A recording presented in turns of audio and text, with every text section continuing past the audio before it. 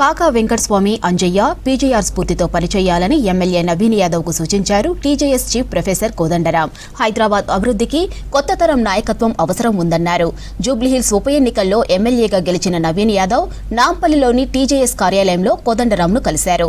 తన గెలుపు కృషి చేసిన టీజేఎస్ నాయకులకు ధన్యవాదాలు తెలిపారు. జూబ్లీహిల్స్తో పాటు నగర అభివృద్ధితో కృషి చేస్తానన్నారు. వెంకటస్వామి పీజీఆర్ తరహాలో బలహీన వర్గాల అభ్యున్నతికి కృషి చేస్తానన్నారు ఎమ్మెల్యే నవీన్ యాదవ్.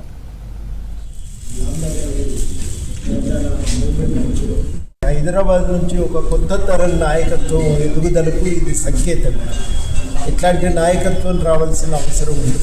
బస్తీల నుంచి బడుగు బలహీన వర్గాల నుంచి ఒక కొత్త నాయకత్వం వస్తే తప్ప హైదరాబాద్ నగరానికి ఒక అభివృద్ధికి నగరాభివృద్ధి కోసం ఒక మార్గనిర్దేశన చేసుకోవడం సాధ్యమయ్యే విషయం కాదు. అట్లా ప్రజల తరఫు నుంచి బాగా చదువుకొని మంచి ఆర్కిటెక్చర్ చదివినటువంటి ఒక యువకుడు మరి వాళ్ళ గెలవటం అనేది చాలా సంతోషదాయకం.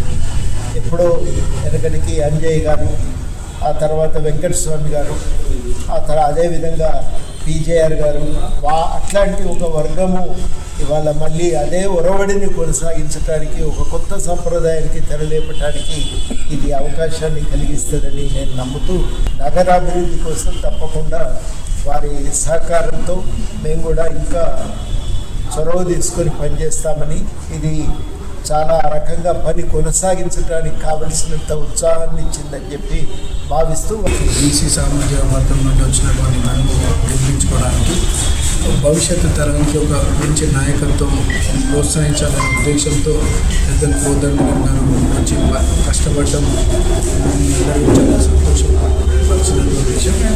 కష్టపడిన దానికి మా ప్రజలందరూ కూడా గౌరవం నిలబెట్టే విధంగా అందరూ మంచి మెజార్టీ ఇచ్చి నన్ను గెలిపించినారు.